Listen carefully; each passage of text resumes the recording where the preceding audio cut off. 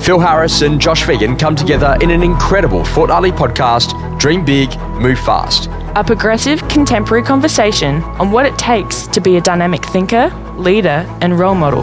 Backed with over 2 decades of friendship, trials and tribulations that teach from real-world experience and what it takes to dream big, move fast.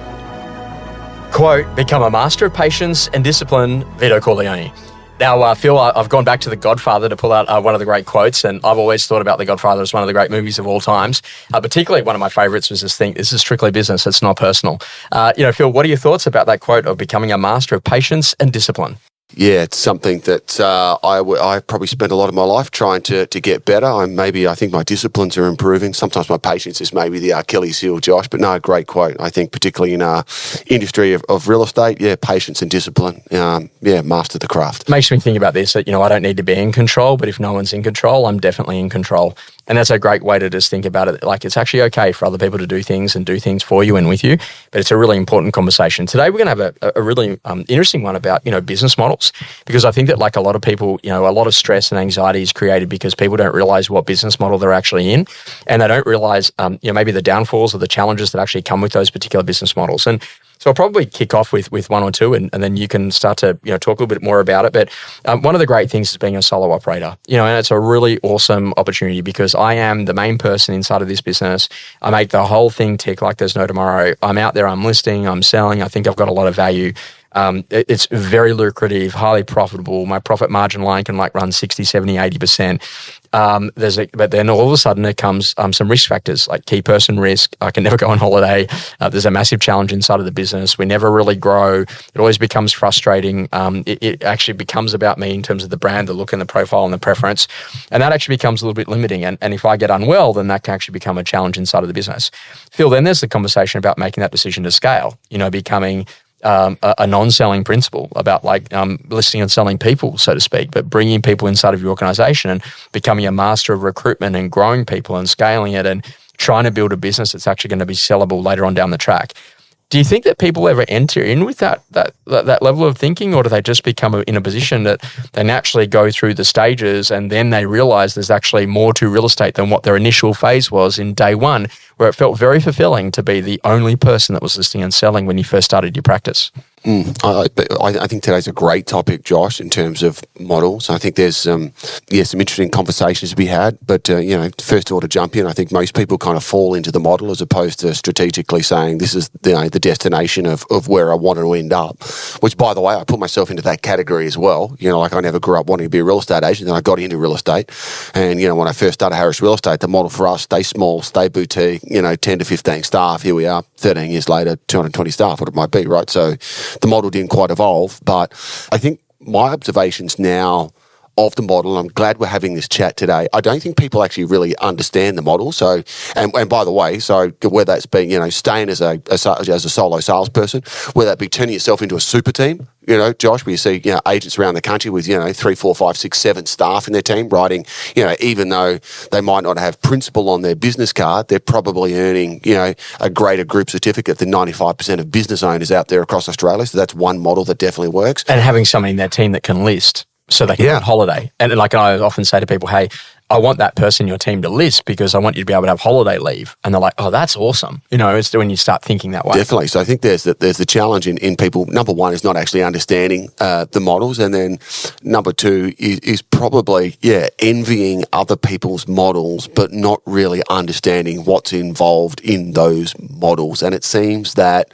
I've certainly seen from an office perspective, it seems that agencies can sometimes get stuck. There seems to be highly effective and highly profitable models of certain sizes, so relatively small and highly productive works, and they make money. So if you see offices kind of, 10 staff or less, where it might be a key selling principal who keeps, stays on the tools, lists and sells a lot, maybe 2, 3 other salespeople, and maybe a smaller property management team of, 300 to 600 properties or something like that model works, Josh, and it's highly profitable. But then maybe people look at an organisation like mine or Cons or something like that with 150, 300 staff. It's like all of a sudden I want to get to there, but people get stuck in the middle, and all of a sudden they're not kind of focused on listing selling anymore. They're not big, they're not small, and they're stuck in this model that doesn't really work. So Yeah, it's a great conversation today talking about models. Yeah. The interesting part about that is that I was over in the UK recently, and there was an industry email that went out about this particular business that was closing, and literally it read in the front headline. It's like the wife was quoted as saying, "He finally died, so I finally get to close the business. I told him he should have done this 10 years ago, and it will be open on Thursday for the next 2 weeks in a row between 10:30 and 11 a.m. if you have any questions. Else it's done." And it was kind of interesting about what was his thought about succession and exit and all of those things. And, people often say to me, "Hey, Josh, what's your plan for the business?" I'm like, die on stage in the middle of my best performance. And I say that, hilariously, because that actually is the business model for mine. Like, I do know that. Like, there is no other scaling capability outside of doing what I'm doing. But I'm also very happy with that. And so it's about that conversation. If I did this again, would I do a different model? Yeah, maybe. But you know what? It's actually been an incredible opportunity. And so you've got to understand. But I think the key here is your model, right? Yeah. And that's the big part, is that like every model comes with its own issues. Humans are really painful, and it's about really understanding. And I think I got to see Simon Baker very early on when he was the CEO of realestate.com.au back in the day.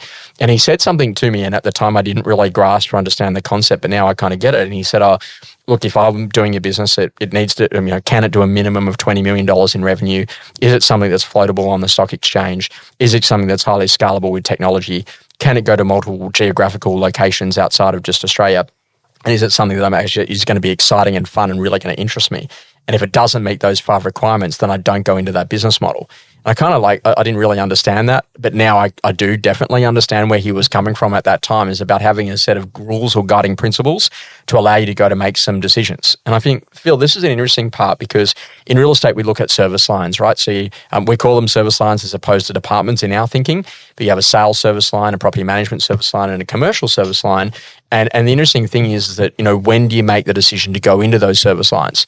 And what you see is a lot of people that don't get why they're doing that. So why we like property management is it's a recurring revenue stream. Why we like that is that regardless of good, bad, or indifferent market cycles, you're always going to have that. What we love about sales, really juicy, big fat profits, great opportunity to be able to earn, big revenue in a very short period of time.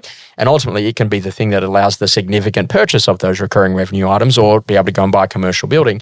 And then ultimately, sometimes we love commercial, because commercial can be very, very lucrative in terms of the revenue that can be generated in the leasing of those particular properties, but also too in some of the sales of those big assets, and can often run counter-cyclical to what's actually happening inside of the residential cycle.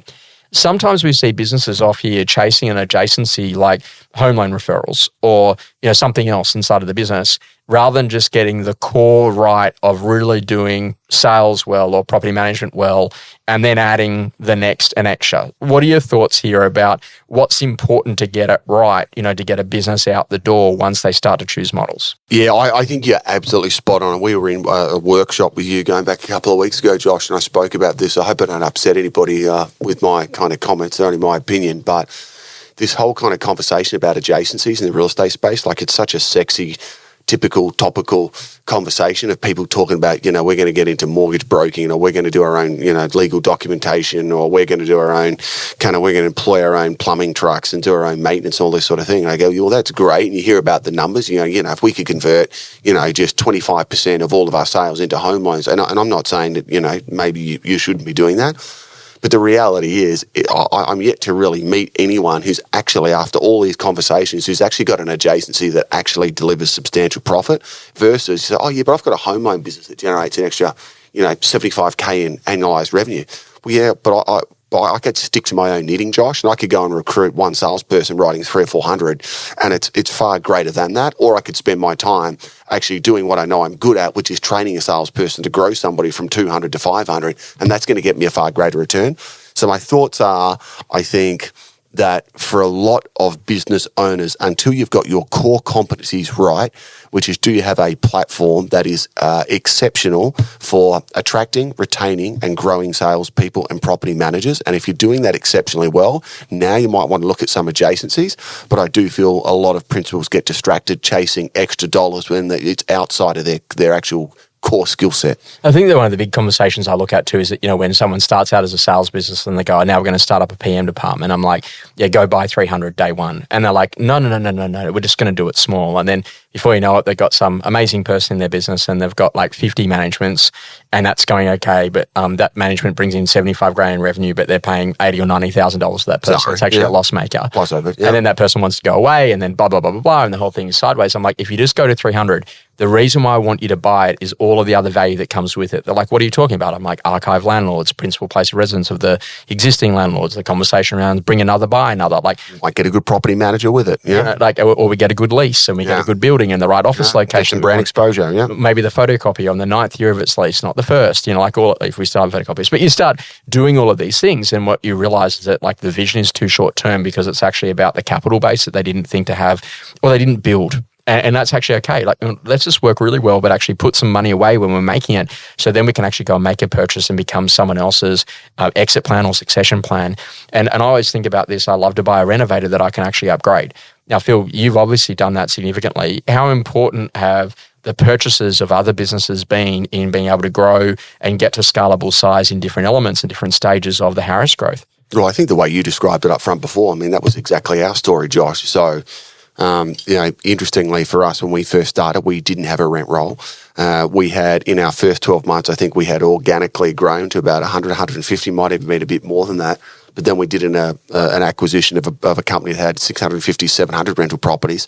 And the way that deal was structured, Josh, is because we had so much equity in the ones that we'd organically built. I think we ended up doing a deal and buying 650 for no money in because we had the equity in the 100, 150 that we'd already built. Now, on the back of that gave us an additional 650 landlords and tenants, right, that we could actually, invest our brand into. It also opened up another geographical location, another office that we could wrap in a brand. It also gave us an existing half a dozen or 10 staff or something like that. And overnight, we hit scalability. So in under an 18-month period as a startup brand, we'd gone from 0 properties under management to close to 1,000. And then on the back of that triggered us for other acquisitions as well. So I'd say in terms of looking back at the historical kind of delivery of Harris Real Estate, one of the critical things we did up front was actually, acquiring a key business. Now, I'm not saying that's for everybody, but from our perspective, that was the right move. The interesting conversation is that when you look at your balanced scorecard, and I think it took you a little bit of time to learn this in the early days, is that it didn't feel profitable at different stages of that growth because, it would burn cash or there would be things where you were trying to invest ahead of the curve on.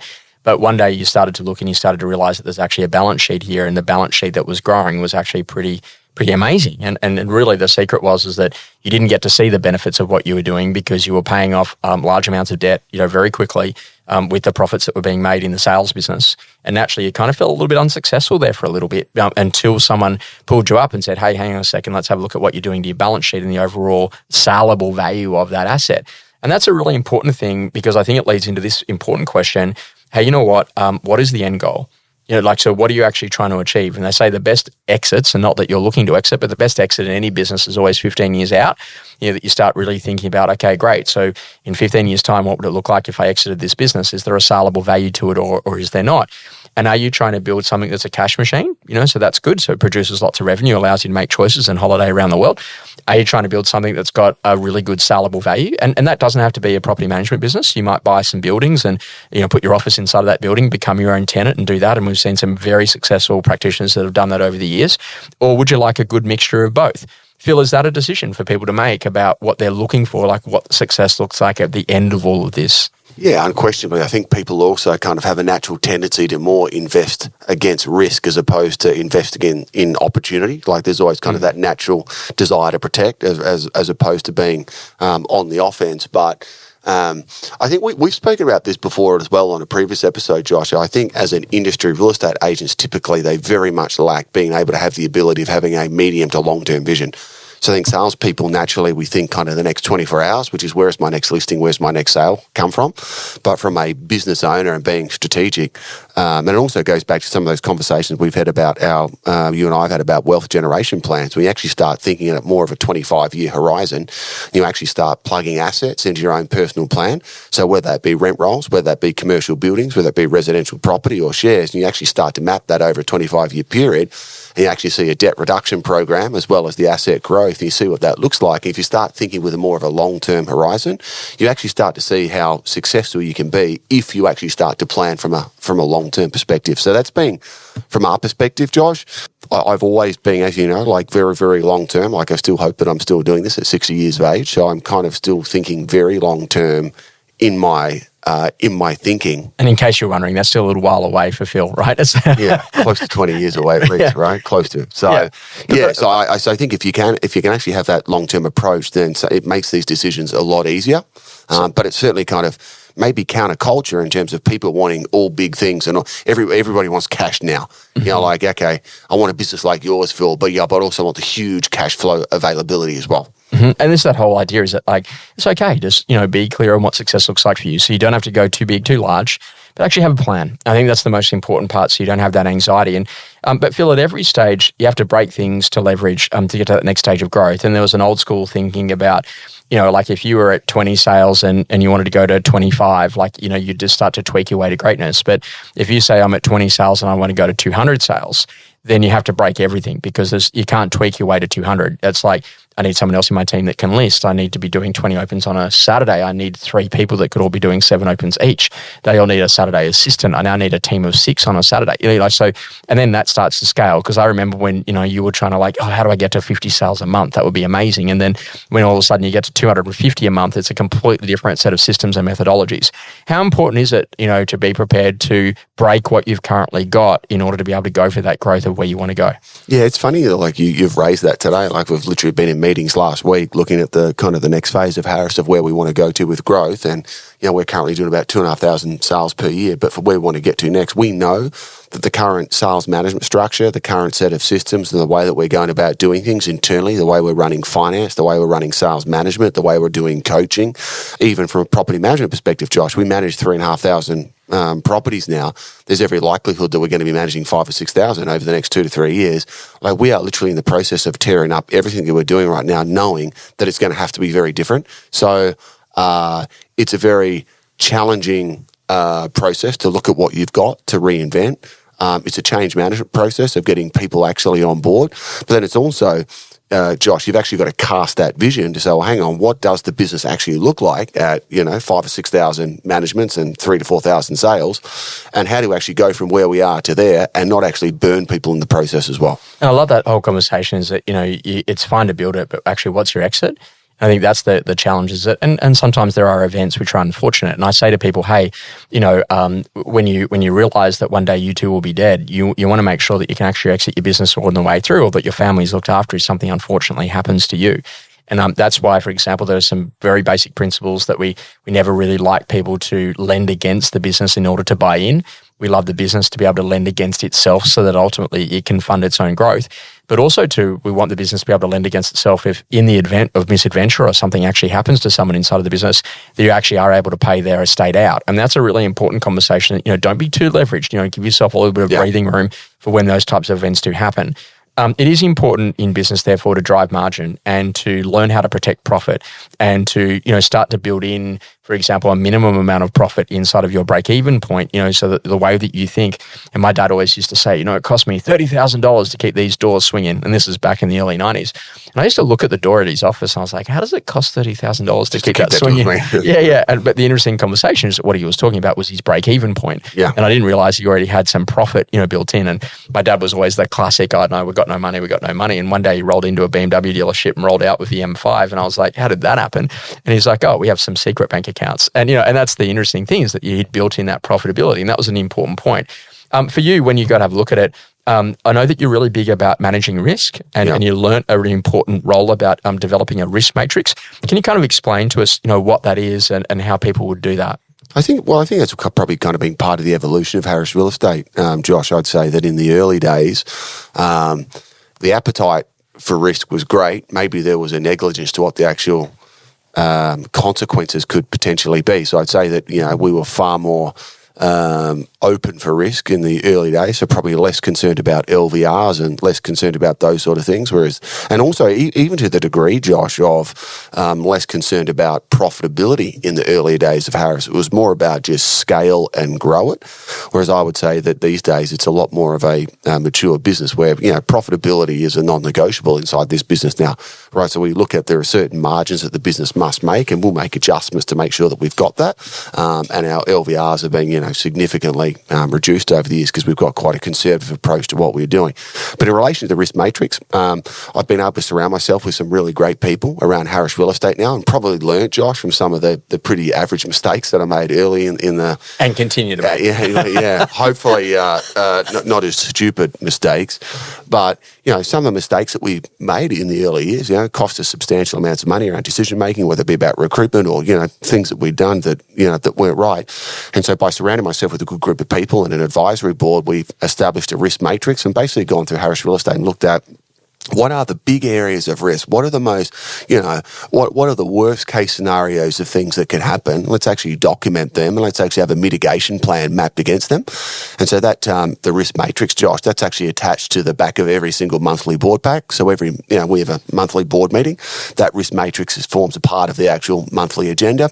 And we're looking at, what is the size of our LVRs? What's the risk of key man insurance in the company? What's the risk of key salespeople walking out? How would we manage that? So we are firmly across what are the major exposures inside our organisation, and we look to mitigate those as much as we possibly can. And the interesting is that, and you've seen this with a lot of organisations, nationally across the country, even outside of real estate, that they do wargaming, I think, where they say, if this happened, what would we do next? And that's actually a really important thing to do inside of your business. So if there was an event that actually happened, what would we actually do? And also to understand what the size of that risk would be.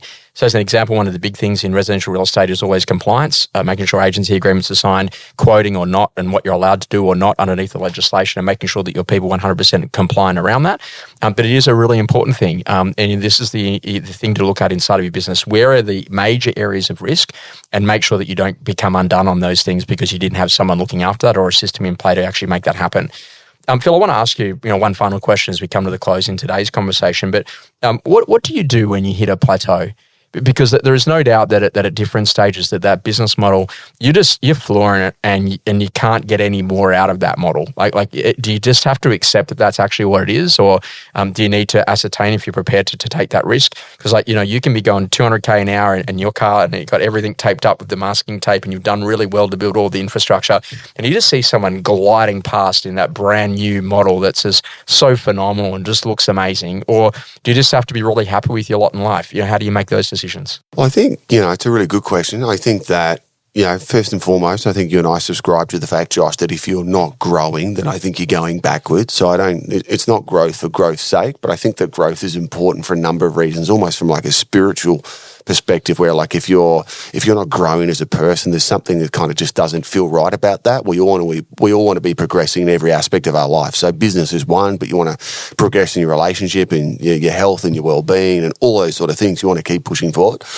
I think what I would say is that sometimes I get stuck in a model where I feel where's the growth going to come from? But what we can't do, Josh, we can't, and real estate is absolutely classic for this, we can't confuse being stuck for lack of growth in revenue. Revenue is not the only benchmark or KPI that represents growth, right? So we might be stuck in a platform of 2,500 sales, 3,500 managed. We can't get the growth. But Josh, there is a relentless focus inside the organisation on improving system, process, culture, branding, marketing, meeting rhythms. Enjoyment.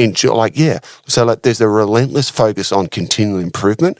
And then what I found, and so if you are stuck in a model, but you're surrounding yourself with other great people, people you find who are inspiring, people who are at a level that you're aspiring to, so you've kind of always got one foot in the future of where you want to get. But whilst we're here and the revenue is not not increasing. In fact, you might even be in a situation, Josh, where revenue's gone backwards. And we've been there before as well. We're like, yeah, we're in this growth mode. It's all going good. And then guess what? 2 or 3 great salespeople might leave and go and open a company down the road, right? So, okay, well, that hurts. But guess what? It's not just based on revenue. What am I doing around system, process, scale? And then if I can have that mindset of continually improvement, opportunity will come. And when opportunity does come, I'm ready to take it because I've put the work in whilst we weren't in revenue growth mode. Final principle today, you manage energy, not time. Phil, there was a great book written on this. Tony Schwartz did this, The Powerful Engagement. I actually got to see him speak in Los Angeles some 17 years ago. A transformative idea that literally not every hour is equal. And when you've got that high energy and really good energy, what are your energy renewal cycles? And to understand how that's actually got to oscillate between those. So expending and renewing, stressing and getting rejuvenation, like those things are a really important part to actually make you an incredible performance athlete. What are your thoughts on this as a basic conversation that you do renew energy and it's not just time? Yeah, I think it's absolutely critical. As a business leader, as a salesperson, energy is what people kind of buy from you. And I don't mean that in some kind of esoteric way. But the reality is if you have got great energy management, it's a major influence over people and a major influence over your career. It's something that I work very hard at, as do you, in terms of how we actually manage energy via sleep, via diet, via exercise. So yeah, I'm all in on energy management. You said something to me the other week and it was interesting. You go, oh man, do you think about it that like every day you have to be on? Like when you go and you travel and you go on a stage somewhere and you go to do work for a particular client, like you look at performance athletes who play at the highest levels in tennis, which is your former discipline, and like, mate, they might have like 100 days at that level, but you have an expectation that you're going to be delivering 208 days like that. And I thought about that. I was like, whoa, man. but it is actually a really important part. Go and read that because it'll change everything in the way that you got to manage energy, not time, as being one of the ultimate tools to be able to dial up performance. Feeling good and ready for more? Thanks for joining us On Dream Big, Move Fast.